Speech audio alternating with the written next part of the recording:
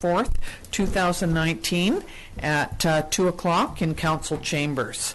I'd like to welcome everyone to the meeting, including Councillor Harvey, who is joining us via the telephone. Okay.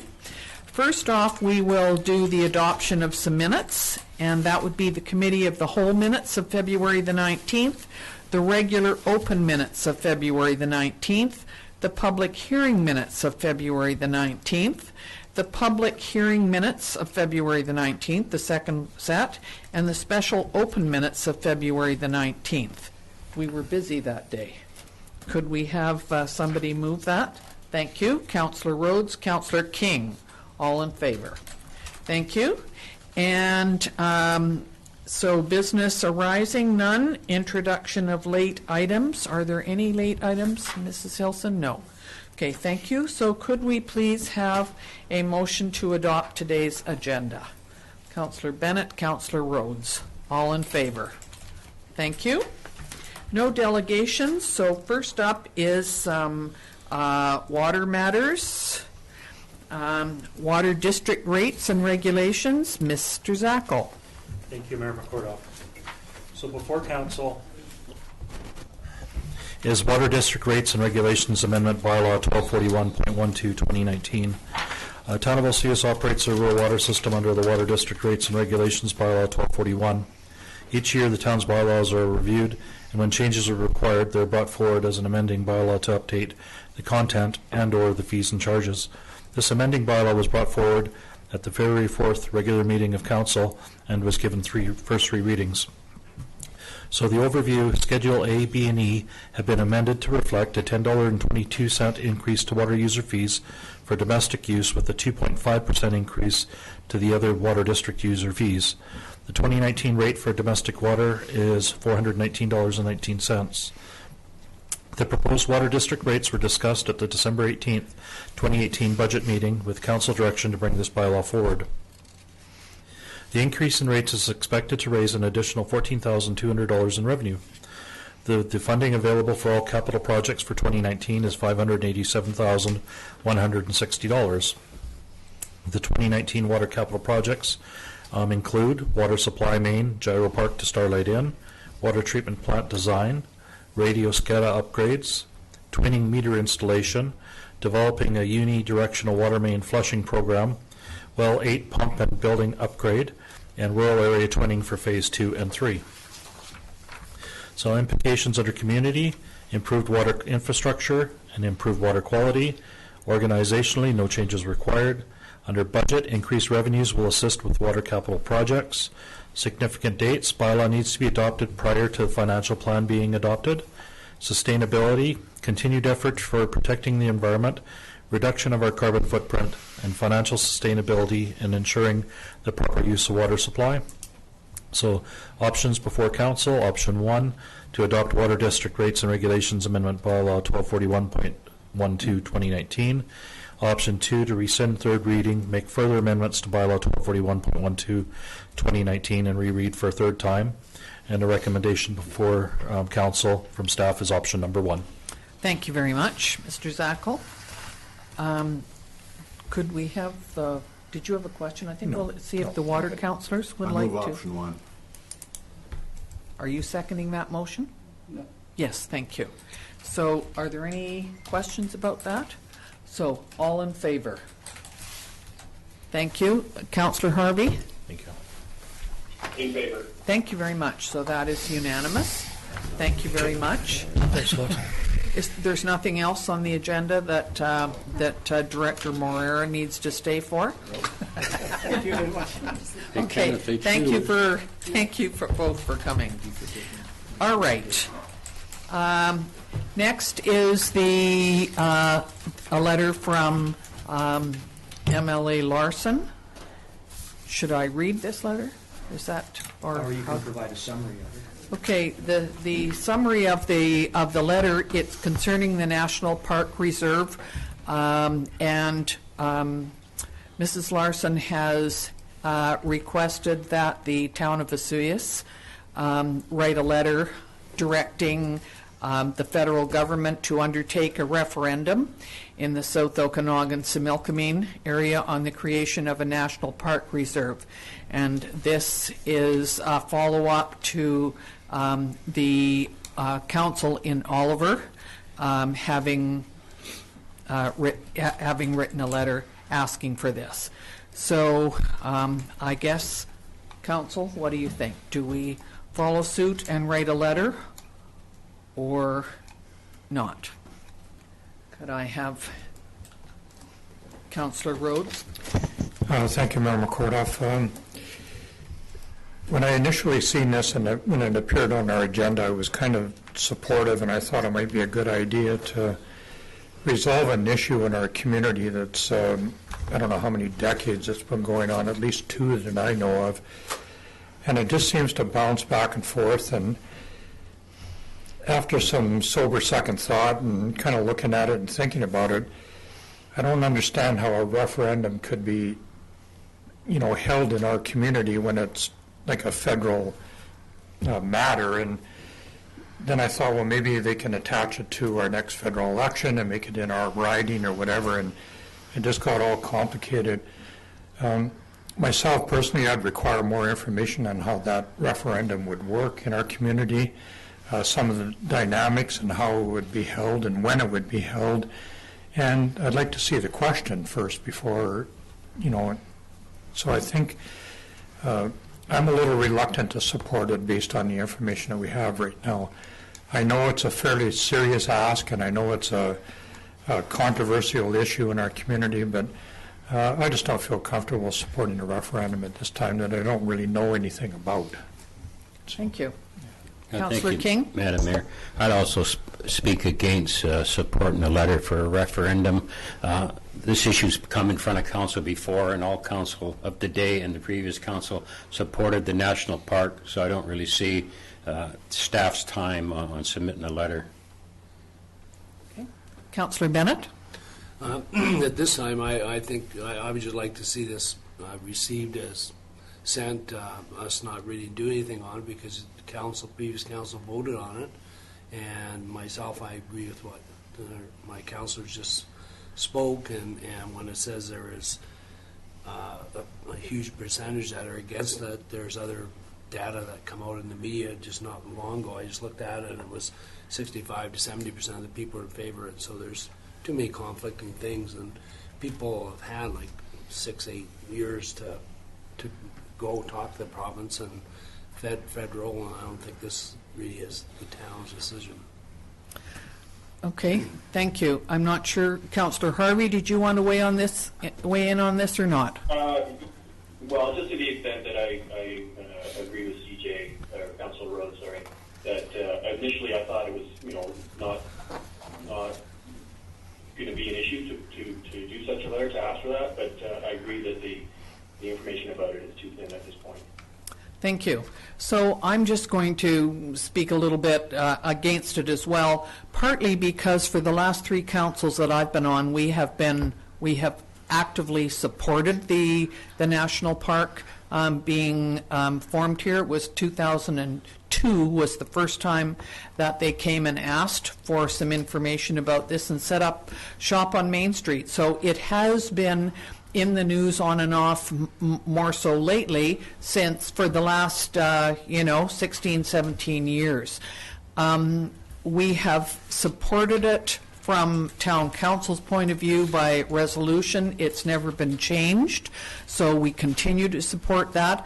I have also been involved with and I'm going to get the name wrong, so it's a group that has done a video recently in support of the national park. There were several people in the area of different ideas and backgrounds, farmers, orchardists, Chief Louis. I was in there as well, and we have all supported it. It is on a YouTube video. I totally agree that from the original status, the park area and some of the activities in it have been there's been a lot of compromise, and looking at all of the issues there, I think it will be good for this area. So I'm very supportive of a national park, but besides that, council has been very supportive.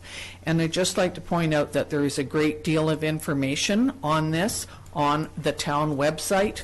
The video is on it. The information that Parks Canada has set out for the park is also on there, and they are continuing until the middle of March to receive information on this issue. And they, whether you are people that are listening, whether you support the park or you don't, please take the time to write in and give the powers that be, Sarah Boyle being the lead on this, the information that you think should be considered. I think they've done quite a good job of that. So I am not definitely in support of sending a letter asking for a referendum. So how would we take a vote on this? Or? I would suggest a resolution of some sort, and Okay. I would, as a suggestion, I would say that the resolution direct the mayor to communicate council's direction to MLA Larson. Okay. Councillor Rhodes? So I would make that recommendation. I know we'll have to wordsmith it a little bit. Okay. And if I could ask the mayor, once we do this, I'd like to ask staff a question, if I Sure. could afterwards. So, so it's been a moved resolution to do that. Councillor Bennett, you seconding that? Okay. Do you want to ask the question, or should I take the vote first? Well, I'd Why don't you read the resolution? Yeah, I'd like to hear it first. Oh, sorry, read the resolution first when Mrs. Hilson gets it. And inform her of council's decision of not supporting a letter of her request for a letter of support for a referendum on the national park.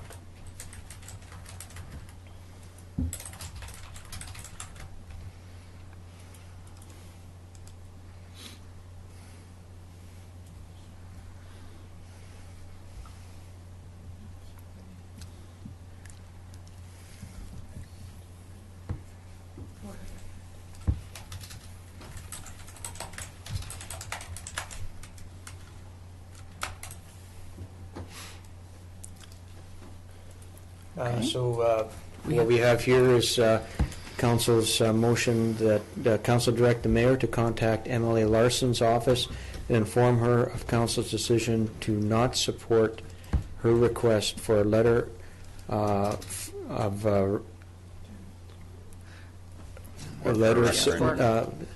supporting a referendum for the national park in the Okanagan-Similkameen, or the National Park Reserve in the Okanagan-Similkameen. Is that good? Okay. Are you okay with that, Councillor Rhodes? That's good. Okay. All in favor of the motion? Thank you. Councillor Harvey? Yes, in favor. Thank you very much. Okay, thank you, everyone. So can I just ask a question? Would you like me to write a letter of this, or is a phone call acceptable? I wasn't quite sure what would be the proper procedure. I would suggest a written response. Written response. Even an email would probably be Because fine. we've had a Yeah. written letter. Okay, thank you very much. I will do that. And then we can put it in a tracker, close the tracker. Sure. Okay, next. CJ had a question. I'm sorry. Thank you, Member Kordoff.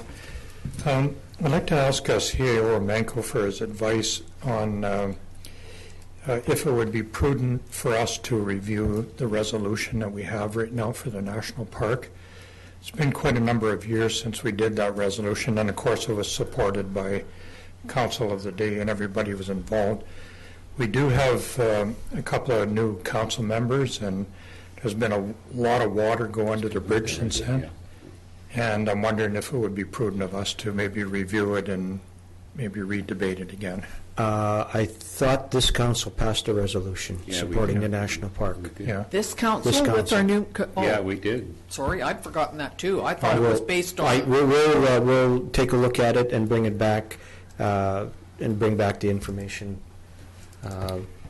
We could probably do that. Well, no, we'd have to go through the trackers and things like that. So I'll bring it back to, as a matter of information, to the next committee of the whole meeting. Sure, perfect. Okay? Thank you. I do know that when I was a councillor and Mayor Wells sat in this chair, that we did have a resolution at that time. So it may be even that far back. That's the one that I remember. And I think we might have redone it in the last 4. Okay. Yeah, we definitely. No problem. If you could look it up, thank you very much.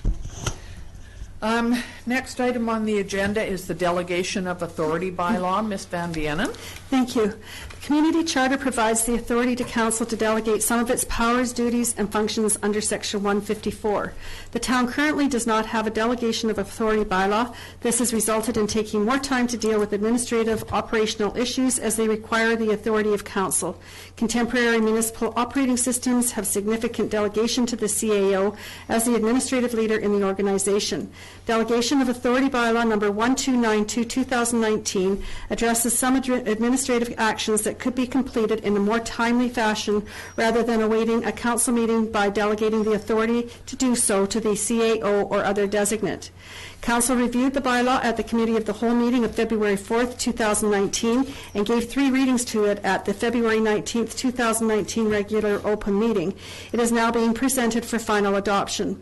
Some authority for land use issues has previously been delegated through the Land Use Procedures Bylaw.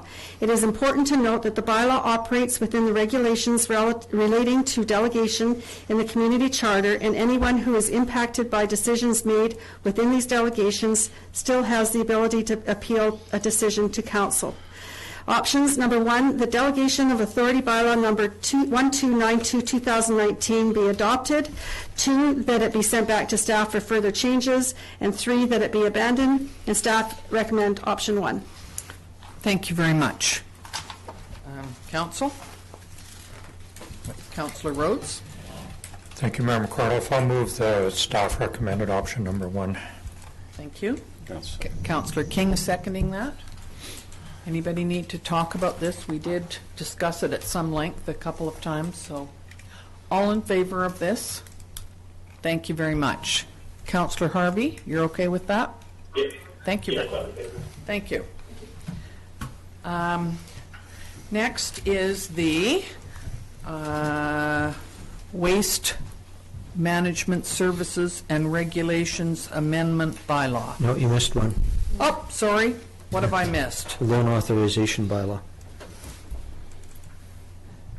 The Delegation of Authority. Oh, all Loan right. authority. Mr. Zackel, I apologize. The Loan Authorization Bylaw. No problem. Thank you, Member Kordoff. So before council is Loan Authorization Bylaw 1347-2018. This bylaw is to establish a loan authorization bylaw to allow the town of Osoyoos to borrow funds and secure financing for the main lift station reconstruction project. The sewer main lift station reconstruction project is a very significant upgrade required in our sewer infrastructure. This is a $5.989 million project with $3.5 million coming through borrowing and the remainder from reserves and operating funds. This project is included in the town's 5-year financial plan. The road realignment portion of the project started in 2018, with construction set to begin in 2019. This project also received preliminary approval from the Okanagan Basin Water Board for a sewer facility assistance grant. The amount is yet to be determined. Bylaw 1347-2018 received first 3 readings at the regular open meeting of Council on November 18, 2018, and an approval from the Inspector of Municipalities was issued on December 18, 2018. An elector approval was obtained through the AAP process on February 19, 2019, whereby 22 electors were opposed to the borrowing. This bylaw now comes before Council for adoption. The maximum borrowing for this project is $3.5 million. Borrowing would be through the Municipal Finance Authority over 20 years at an estimated 3.31% interest. The annual debt payment is estimated at $246,105. The debt payments will be recovered through existing revenues, or sewer revenues, pardon me, and grant funding from the Okanagan Basin Water Board. Implications under community: ensuring the town's sewer infrastructure is in good working order. Organizationally, administration work will follow through with the process. Through budget, project in the 5-year financial plan, budget will be amended to reflect current estimate with a contingency factor. Significant dates: bylaw to be adopted at March 14th, 2019 meeting. 1 month quashing period once bylaw is adopted as per section 623 of the Local Government Act is required. And 1 month after the bylaw adoption, the town can apply for a certificate of approval as per 760 section of the Local Government Act. Under sustainability, ensures funding secured for the reconstruction of the main lift station project. So options before council: to adopt loan authorization bylaw 1347-2018, or option 2, to delay the adoption, and recommendation before council is option number 1. Thank you. I just had a question about, it's been mentioned a couple times about the Okanagan Basin Sewer Facility Assistance Grant. Do we have any idea how much that might be? I mean, have we had that before, and is there kind of a estimated amount that you could include? Or? What it works out to be is new development past, I believe it's the 1974 threshold. We will receive up to 18% of the debt payment. We'll recover as an annual grant. But like I said, the actual amount is yet to be determined. But it's one where we've actually got the preliminary approval from them that this project does fit their grant criteria. Okay. I have a meeting tomorrow, that's why I'm asking. Some idea. Okay, thank you. Councillor Rhodes. Thank you, Mayor McCorduff. I'll move staff recommended option number 1. Thank you. To adopt. Councillor King is seconding that. Any other concerns, questions? I'm glad that was included in here that there were 22 electors that came through the office and given the AAP process. So thank you. I was looking for that. Okay, all in favor of option 1? Thank you very much. Councillor Harvey, you okay with that? Yes, I'm in favor. Thank you. Okay. Now, Mr. Zackel, Waste Management Services. It's not you yet, Mr. Dinwiddie. Sorry, I was trying to rush you. Thank you. So this next item is Waste Management Service and Regulation Amendment Bylaw 1309.05 2019. And this is to review and update Waste Management Service and Regulation Bylaw. This bylaw was established to set regulations for services to collect and dispose of solid waste and recyclable materials within the town of Osceola, and for materials accepted at the Osceola Sanitary Landfill. The cost for recycling tire rims has increased from $1 to $3 per rim.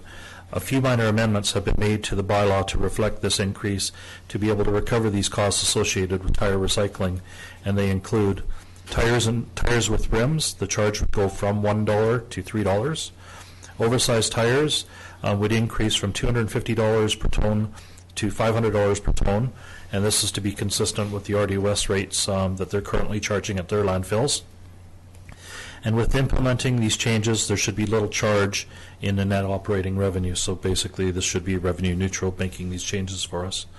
In addition, a minor change has been made to the recyclable gypsum board, increasing the rate from $105 per ton to $110 per ton to be consistent as well with the RDOS landfills.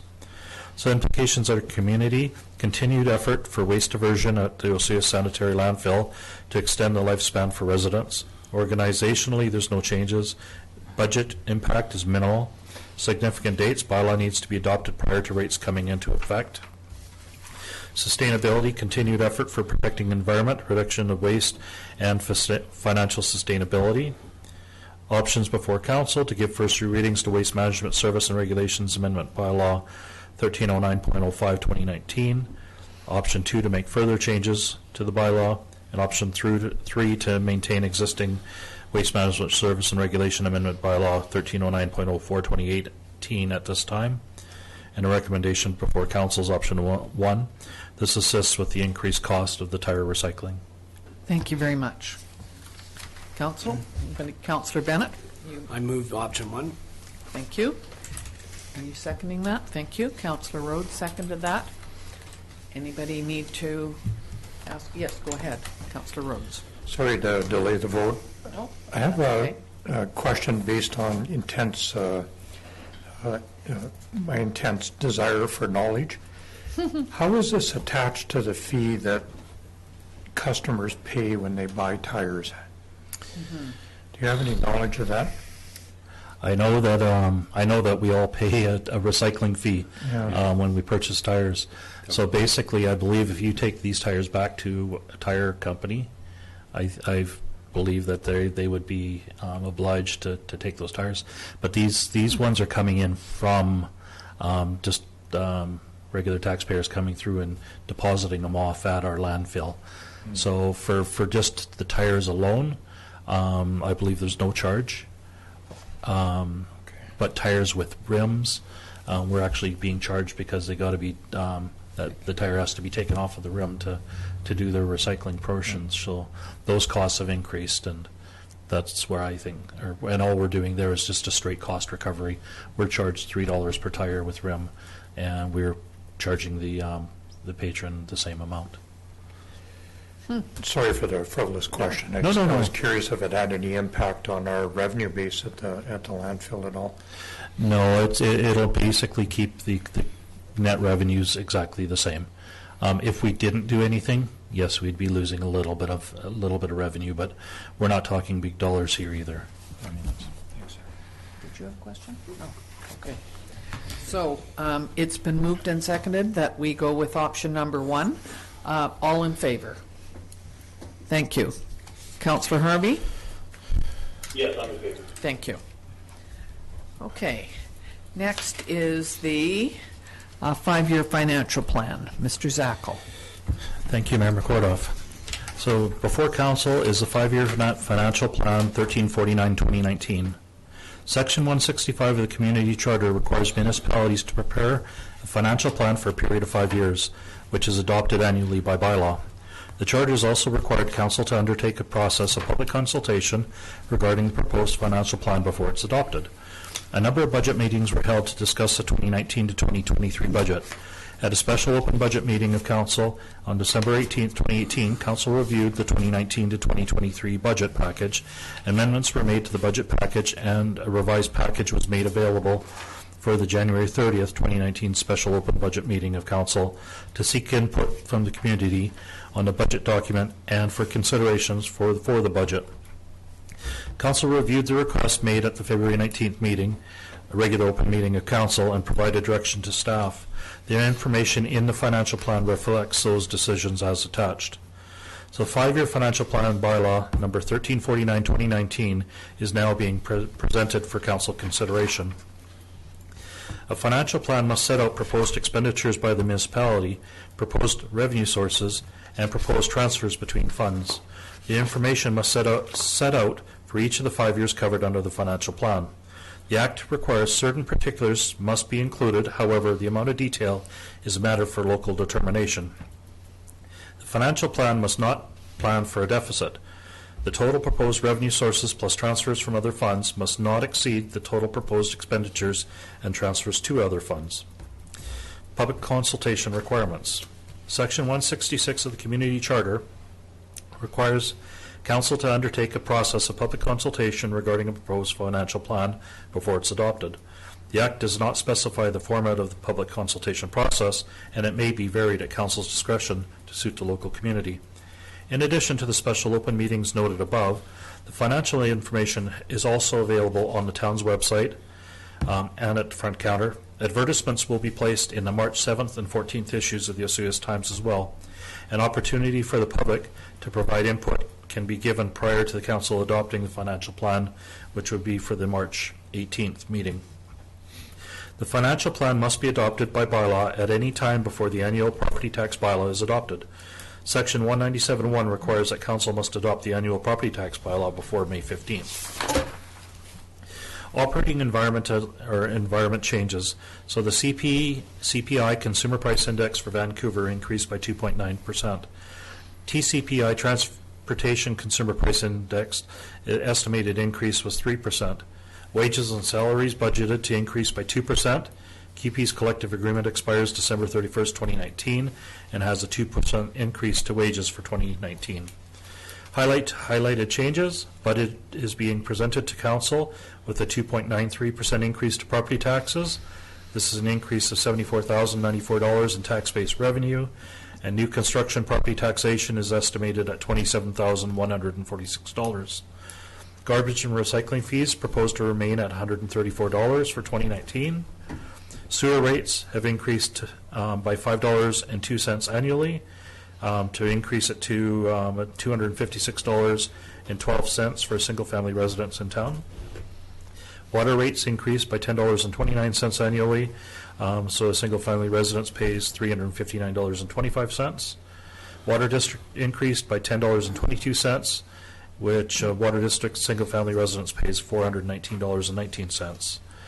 Under significant operating expenditure increases or decreases, wages and benefits have increased by $237,110 to account for the 2% increase in wages, increased costs for the new payroll tax replacing MSP, which is 1.95% of employable earnings, and 1 month overlap for retiring positions, $28,000 for additional training wages for the fire department, and a provision of $75,000 for a full-time fire chief recommended through the fire study.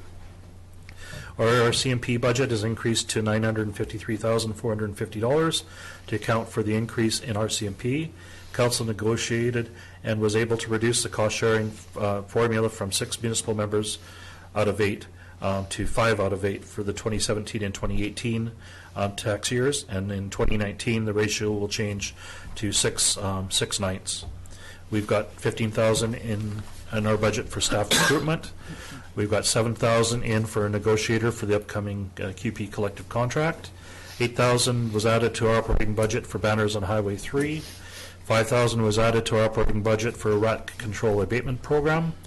Our election costs were removed for 2019 of $25,000. Bylaw enforcement is being brought in-house effective May 1st. Economic development portion removed from Destination Vesuvius, and the funds are applied in the community development operating portion of our budget. MRDT funds to be received by Destination Vesuvius directly from the province, rather than the town receiving the funds and then remitting them. I think that is in the works.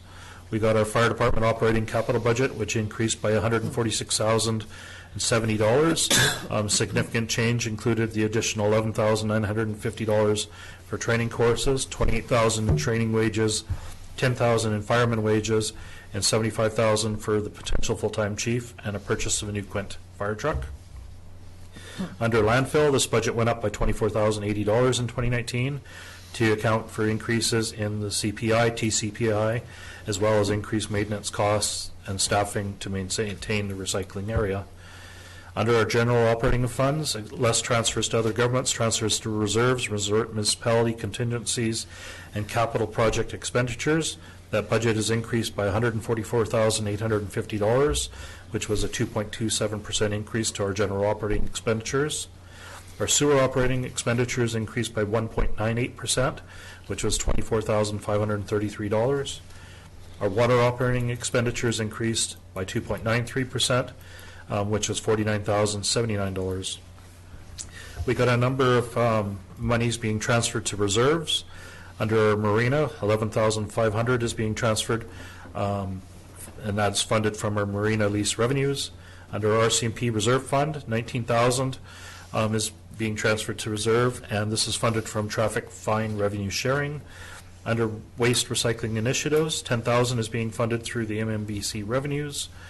Under water meter reserve fund, we got $125,000 being funded through the water revenues. Also built into our budget, we've got a contingency allowance in our general fund of $50,000, and our sewer fund of $30,000, and in our water fund of $20,000. Our funds available for capital expenditures in our general operating fund, We have $552,068 available for capital expenditures in our general fund for 2019. In our sewer operating fund, we have $521,530 available, and in our water operating fund, we've got $587,160. So a cost to an average single-family residence with an assessment of $430,673. We'll see an increase in their property taxes and user fees for a total annual increase of $62.74. Pardon me. Implications under community. A significant amount of capital projects are planned for 2019 that will enhance the community and improve the infrastructure in the town and rural service areas. Under budget, user fees for water sewer have increased a combined $15.31 for single-family residents. Policing costs have increased $19.79 per average single-family residence, and 2.93% increase to property taxes after new construction dollars added brings the total annual increase per average single-family residence to $62.74 for 2019. Significant dates: public input into the financial plan after first three readings and prior to council consideration for adoption. Financial plan needs to be adopted no later than May 15th.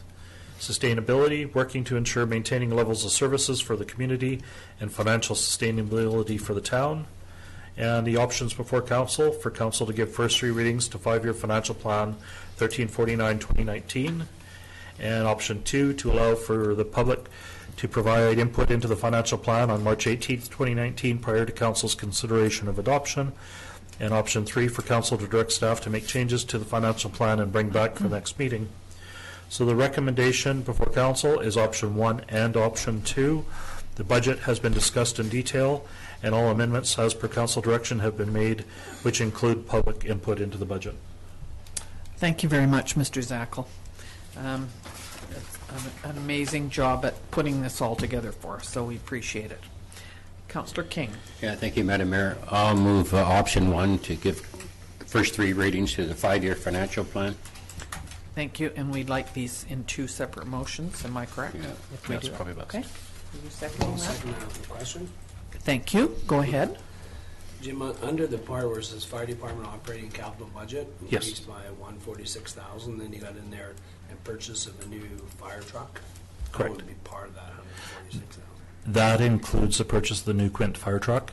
The new Quint fire truck would be financed through MFA over a period, I believe, of 20 years, and it would show, it shows in our operating as a equipment financing payment, so an operating payment.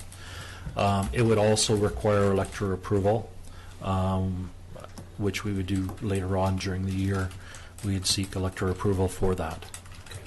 Okay. All right, so it's been moved and seconded that we go with option number 1 to give the first 3 readings. All in favor? Thank you. Councillor Harvey? Yes, I'm in favor. Thank you. And would somebody like to make another motion? Councillor Rhodes? Thank you, Mayor McCorduff. I'll move option number 2. Thank you. That we provide some input on March the 18th. Would that be, that wouldn't be a special meeting, that would be as part of the regular meeting in the afternoon at 2 o'clock? Okay. That's correct. So once the this bylaw comes before council once more, at that point in time, you would ask for public input into the budget before council considers it. So if there's something that changes council's opinion of the budget, then you're hearing that first. Good, thank you. Okay, so we've had it moved. Seconder for this? Councillor Bennett, thank you. All in favor of option 2? Thank you. Thank you very much. And Councillor Harvey, I'm assuming you're in favor of that? Yes, that's correct. Okay, thank you. Thank you. And so are we okay? We're going to go on to the next item, which is a council meeting report. Councillor Harvey attended his first Okanagan Regional Library Board meeting in Kelowna on February the 20th. Did you want to speak about that meeting at all, Councillor Harvey, or were you going to wait to your council report? Yeah, I was going to wait till my council. Okay, thank you. Could we have somebody move the, that we give, thank you, that we provide $100? Thank you. Councillor Rhodes, Councillor King, all in favor. Thank you. And the next one is, get down on the right page, Mr. Dinwiddie. You're next. Thank you, Mayor McCordoff. This would be on the contract award for intersection improvements on Jasmine and 32nd. And Highway 3 and 70th Avenue. Right, sorry. So these two road intersections have been both a source of, have both been a source of public concern over traffic safety. 32nd Avenue is the only access route to and from the Swiss campground, and the substantial road grade difference at Jasmine Drive makes it difficult for drivers turning onto 32nd Avenue to safely see traffic entering or exiting the park. The intersection of Highway 3 and 70th Avenue has often been noted as being confusing and potentially dangerous for both vehicle and pedestrian traffic. The new design will also bring infrastructure improvements to the east end of the downtown area as recommended in the Town Center Renewal Plan. So as a bit of an overview, the intersection improvement at 32nd Avenue and Jasmine Drive will consist of the installation of new asphalt curbing, storm drainage, improved pavement markings, and the removal of existing overgrown vegetation. The intersection improvements at Highway 3 and 70th Avenue will consist of the construction of a large traffic island, complete with xeriscaping and storm drainage, as well as curb bump outs. The detailed design of both intersections is available for viewing in the project's tender package. At the December 18, 2018 Capital Budget Planning meeting, Town Council gave preliminary approval for these projects for the following estimated costs. Highway 3 and 70th Avenue intersection improvements for $225,000, and Jasmine Drive 32nd Avenue intersection improvements for $90,000 for an estimated total for the whole project of $315,000. The Operational Services Department received 2 bids for this project, with the lowest price bid coming from Mike Johnson Excavating Limited for $301,244 without taxes but including contingency sum. The Ministry of Transportation and Infrastructure required a redesign of the proposed traffic island at Highway number 3 and 70th Avenue intersection before granting approval for this project.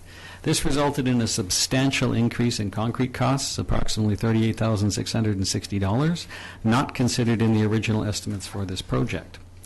So this slightly changed things. So the project budget summary is as follows. The total project cost, which includes all of the engineering fees, is now $338,676, and the original approved budget was $315,000. We are going to receive an ICBC road improvement grant for $19,800 for the bump outs on the highway. And we've reallocated additional resources from reserve for $6,100. Therefore, the total cost of this project is estimated to be $202,224, or 0.7% under the approved capital budget for this project. If you'd like more detailed information, it's in True's report, which is attached. The implications for the community are improved traffic safety for both vehicles and pedestrians at 2 important intersections in our community. Organizationally, there are no real implications for the budget. We've just explained that. Significant dates: in order for the successful contractor to complete this project by the Victoria Day long weekend, which is May 20th this year, it is recommended the Town Council award this contract as soon as possible, and sustainably there are no real impacts. The options before Council are: Town Council award the contract for intersection improvements, Jasmine Drive, 32nd Avenue, and Highway 3, 70th Avenue, to Mike Johnson Excavating Limited for $301,244, GST not included. Option number 2 is the Town Council award the contract for intersection improvements, Jasmine Drive and 32nd Avenue, and Highway 3 and 70th Avenue to H&M Excavating Limited for $333,174.50, GST not included. Option number 3 is the Council requests additional information prior to making a decision, and the administration recommends Town Council adopt option number 1. Thank you, and I apologize. I wasn't thinking. I was just thinking about the Jasmine one, but it's actually 2 separate contracts. Yeah. Basically, but they would do them at the same time. Yes. Once they brought everything down, they do both. Okay. Yeah, thank you. it's one project, One project. 2 locations. Good. Thank you very much. Councillor King. Just a question, Madam Mayor. Do you normally send out notices to the business or homes in the area when you're doing this type of construction? The businesses on Highway 3 and 70th Avenue have been notified that this is what was proposed to be developed. There was some concern actually from this morning, the gentleman who owns the pizza factory, is it?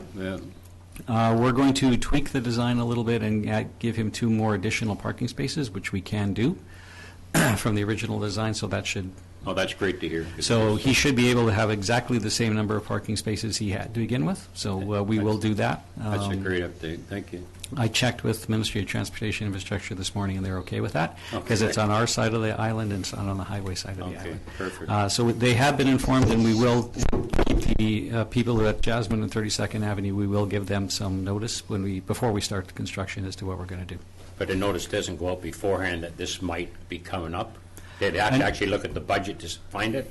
No, I noticed it, well, for the businesses on Highway 3 and 70th, Yeah, they no. did receive a letter from the Planning and Development Yep. Department, I think February 15th, Okay. that this was proposed. So they did have notice that this was going to happen. I can also add that the planning department went door to door Okay. with the plans. Good. And I think the pizza factory was closed. I don't know if they were able to, I think they got back to him later on. Yeah, But they actually went door to door in the whole area.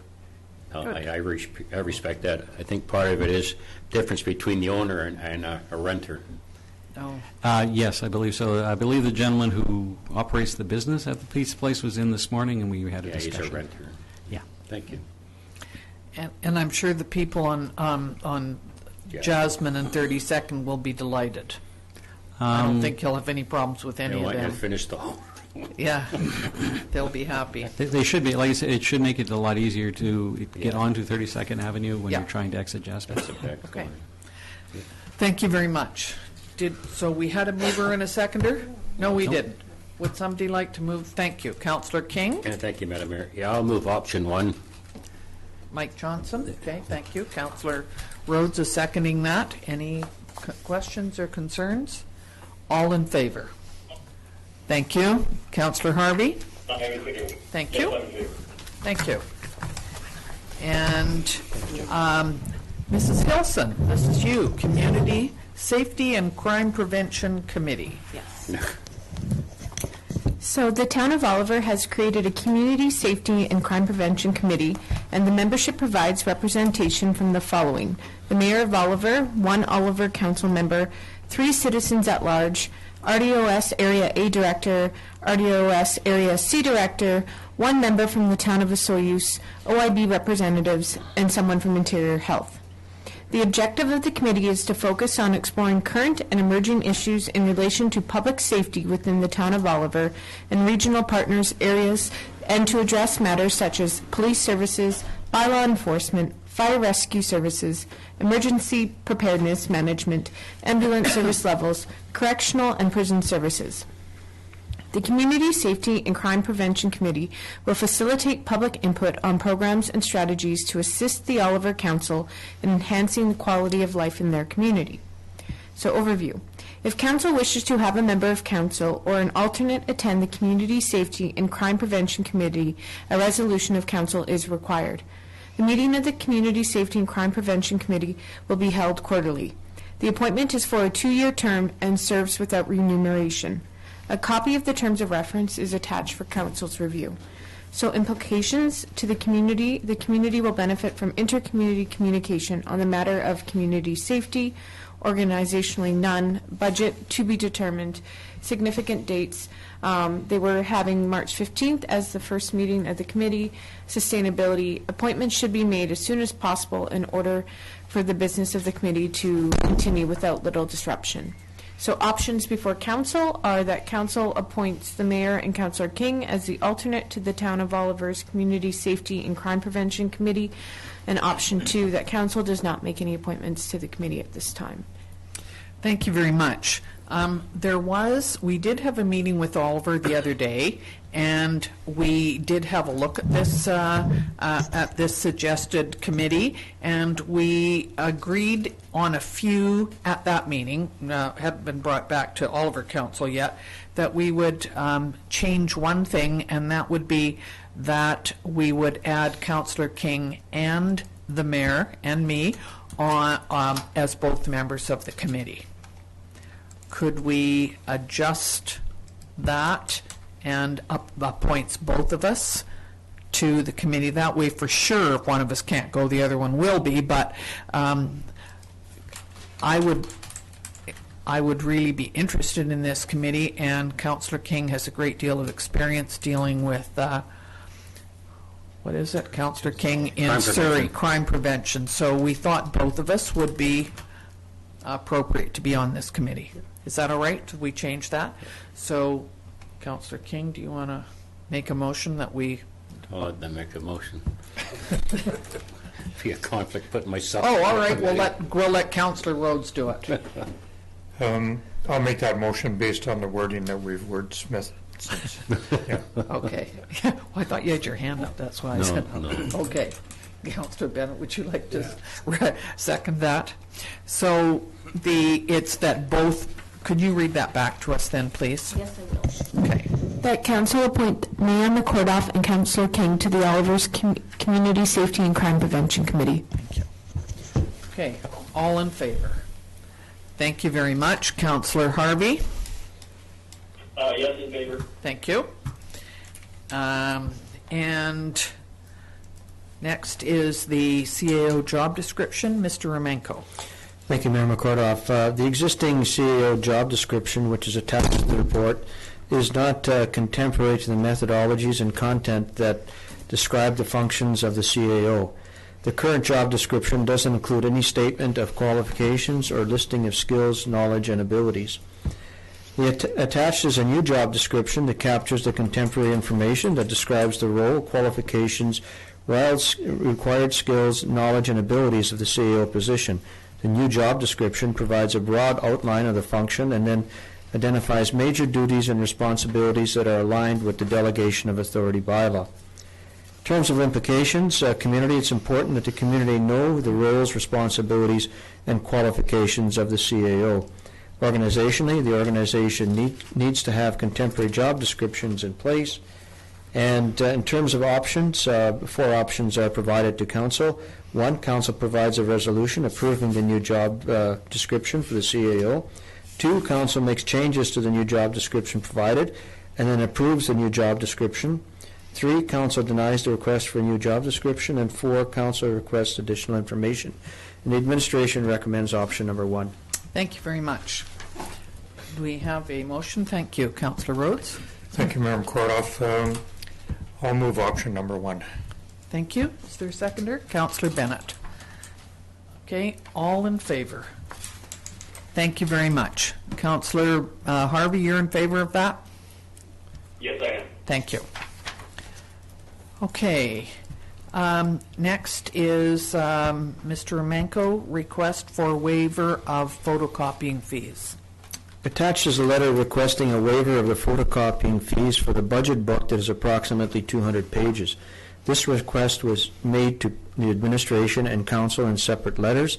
Administration has informed the requester that the administration must follow charging as directed in the administration fees and charges bylaw number 131, 2017, which identifies a fee of 50 cents per page. Administration denied the request for a free budget book. Council has the authority to waive or reduce fees. The individual has made similar requests in the past, with past councils denying the request. The budget book is available at the front counter for review and comment, and is also made available online. The individual also has the option of having others photocopy the document from the online service. The individual is not being denied access to information. However, he chooses to seek out his own working copy of the document. In the event that Council does waive or reduce fees, a copy can be made available prior to the March 18th meeting, at which time members of the public are again invited to make comments or recommendations on the budget. In terms of implications, the community has access to budget information online and at the front counter. Organizationally, the administration is seeking a decision that will be used to govern this issue for the term of this council. This methodology will send a consistent message to the requester and the administration on how to handle this situation. In terms of budget, costs of photocopying are based on an inclusion of all costs of the service. Three options are presented for council. Council passes a resolution supporting the contents of the administration fees and charges bylaw 1337 and the 50 cents per page charge on this and future requests for photocopying the budget book during the term of this council. 2, council identifies another amount for the photocopying fees related to the supplying the budget book for the term of council. And 3, council requests additional information. Administration recommends option number 1.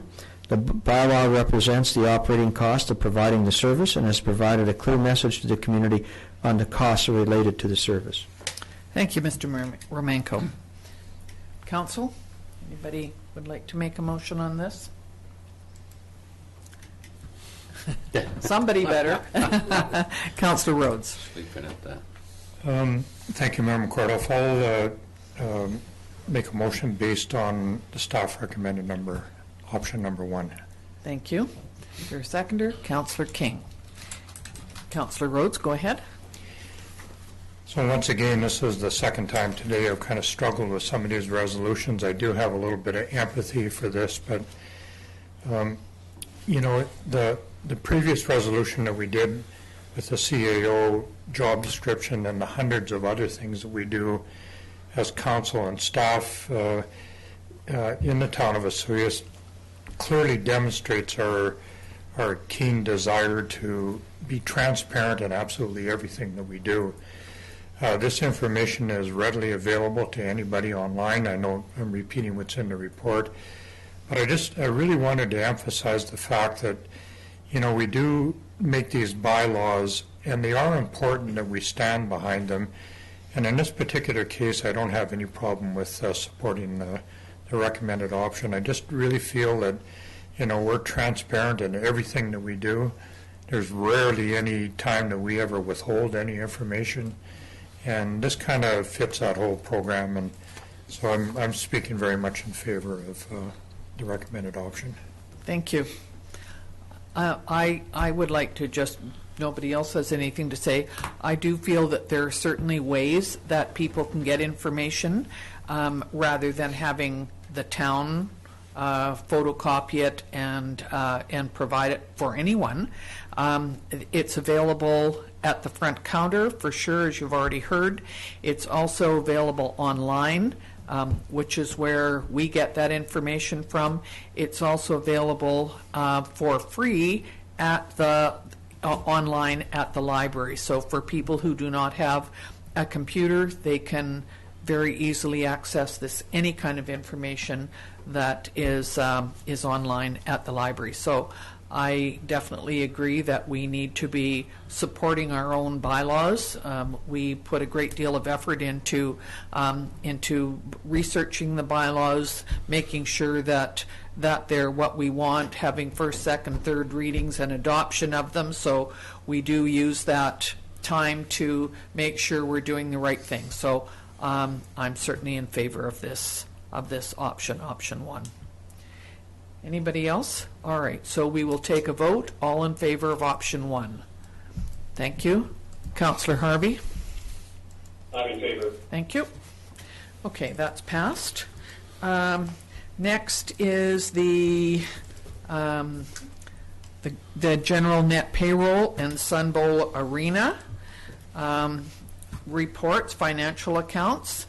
And this is to report on expenditures from accounts payable for council approval and payroll information for council to receive.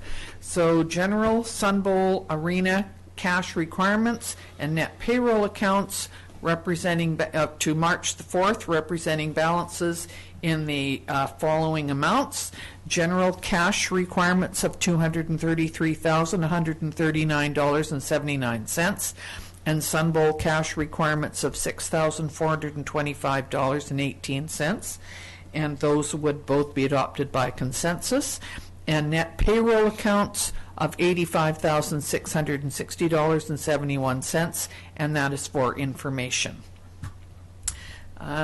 There are no committee reports today, so could we ask Mr. Romanko for a CAO report, please? Thank you, Member Kordoff. Just a few of the activities of the administration over the last couple of weeks. Starting first in community services, the RSVPs are starting to come in on the volunteer appreciation event. Spring break activities have been finalized. Activities include 2 cooking classes, an imagination station class put on by the Children for Better Future, and a free coding day for the code through the Code Mobile. Details about spring break activities will be going to the schools this week. The leisure guides are scheduled to be back this week. The arena is getting up for a busy spring with the figure skating spring school, Desert Classic, which have 4 weekends booked for tournaments, and the Coyotes spring camp. Registration is now open for the Adult Slope Pitch League. In terms of finance, you saw many of the works of finance today with all the reports and all the bylaws related to finance that are coming through.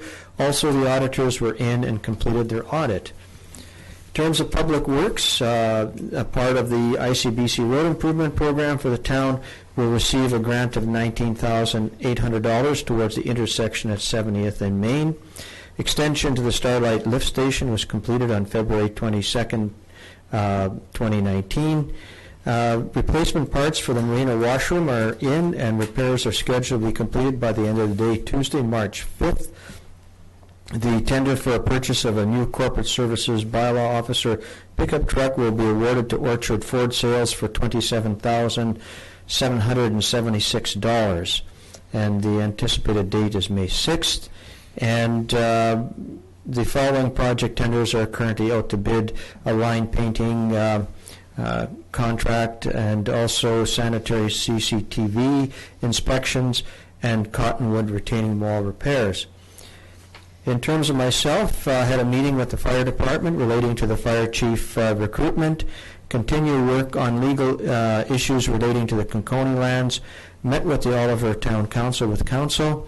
I'm moving the Rural Fire Protection District bylaw forward through its legal processes, and I also worked with council and the Regional District Human Resources staff to complete needed terms of reference for a national executive search for a new CAO, as I will be leaving the position in August of 2019. I thank you. We're not even going to discuss that part of it. We will certainly enjoy working with Barry for the next 6 months, that's for sure. Thank you, Mr. Romanko. And could we have a motion, please, to accept the report? Thank you. Councillor Rhodes, Councillor King, all in favor? And council reports. Councillor Bennett. February 25th, I attended the CAO recruitment. It was a great exercise, and sorry to hear you're leaving Barry, and I just kind of get to know you. He's going to be around. Yeah. Don't worry. And then February 27th, I attended the Municipal Insurance Association of BC meetings in Vancouver. I've since been appointed to the board of directors. They basically provide the insurance programs and advisory for majority municipalities, regional districts, and other associations in BC. And I think it was a little intimidating at first, but it's quite an experience because there's a lot of people there, like from Fort St. John, Burns Lake, Cranbrook, Richmond, and all over BC. Other people that either work they've been elected or they work in the municipalities. So it was a great experience, and that's my report. Good. Thank you very much. Who's next? Councillor Rhodes. Thank you, Member Kordoff. Nothing really to report, just for obvious reasons, not being here, it's a little hard to report on things. Just a quick thing on CAO Romanko's last comment. Boy, I'm really happy for you. You're retiring, but I'm really sad that you're leaving. I think I've got to know you pretty good over the last 10 years or so, almost 11. And you've done a great job here, and you're going to be missed in this office.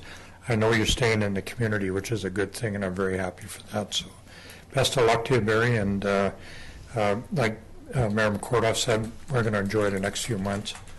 And I'm not sure what's going to happen after that. So we are going to enjoy that, and believe me, when Mr. Romanko retires, he may get a fairly good roast from the rest of us. So we'll look forward to that. Councillor King. Yeah, thank you, Madam Mayor. Also attended with the consultant, mayor and council on the CEO's new job description, which is a public document now if you're interested in looking at it, and also attended a meeting with the mayor and councils, with the Oliver Council, to discuss how we can work together in the future. Good, thank you. And oh, sorry, Councillor Harvey, I forgot you were there. You were going to tell us a little bit about the library board. Go ahead.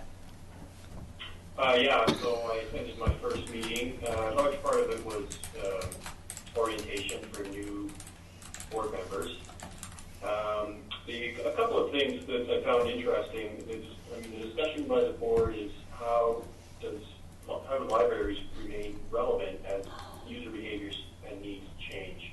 And so that's an ongoing process. And we can, for anybody listening that does use our library, will know that online resources, online books, online magazines, quite a wide range of things are now available. And on that, it's interesting. For a hard copy of a given book versus a digital copy, the prices vary wildly for library purchasers. So, for example, a book called The Plot to Destroy Democracy, a physical copy is $22. The digital copy is $109. And it's restricted to one use at a time, just like a physical copy. And so there's been some commentary in the community or communities that the number of titles on ebooks is thin, and that's because libraries struggle with spending that kind of money for versus a physical copy. Anyway, there's a campaign ongoing now, and there's a card with the information at the library for people that want more ebooks to engage with the publishers, and the information is on the card, and contact your local MP, for example. So drop into the library and pick that up. The other thing of interest was in 2013, the board had a project done, and it was called, just a sec, get to the title, Financial Allocation Model Analysis. And it's really, the purpose of it was to compare revenues collected from a given municipality or district versus the amount of service being delivered, and to make sure that everybody, all communities, felt that they were being fairly treated as compared to the communities in the rest of the board. Anyway, there's consideration now to run that again, because as community sizes change and whatnot, just to again go through that analysis. So that's it for the library, and I also attended the CAO staff meeting with the district and the town of Oliver meeting on Friday. Good. Well, Councillor Harvey's off on a holiday over to Europe, so we wish you exciting travels, and we'll see you when you get back. Thank you, Councillor Harvey. And so I've just had a couple of things. One, I just want to say congratulations to Councillor Bennett on being shooed in as a director on the Municipal Insurance Agency. His background in insurance will certainly provide the group in good stead. So we're quite happy that you will get us first-hand information. So congratulations, Councillor Bennett. Yes, we've had a couple of busy weeks attending various things. There always seems to be something on the go, and several meetings. So I was also at the one on put on by the RDOS on the CAO review, and also quite enjoyed a recent meeting that we had with the Oliver Council, discussing issues that are of importance to both Oliver and Asuyas. And we have a very good working relationship with the Council of Oliver, and some of our newer council members here, and in Oliver it was their first one. So we will continue to do that, and we talked about issues such as policing and safety, and the what else was there? The South Okanagan General Hospital, which you see at various times on the news. And so we're trying to continue to work together to at least be aware of the concerns of both communities and how we can work together on lots of things. We do this with the Oswego Indian Band on occasion as well, and we think it's a good way to go. I think that's all that I had to say, other than I did get out my magic wand today, which I have right here because I've had several people approach me and ask me if there was any way that I could adjust the weather and have an end to winter and encourage spring to be here. Now, this magic wand hasn't always worked that well, but I'm kind of hoping today, and it says on the box that Terry Schaefer made me use not in haste or in anger. So I'm not being hasty and I'm not being angry, but I think it would be about time for us to be enjoying some spring weather. So within the next week, I am anticipating that spring will be here. So we'll see if that magic wand works. Anyway, thank you to everybody, and I will entertain a motion to adjourn the meeting. Councillor Bennett, Councillor Rhodes, all in favor. Thank you.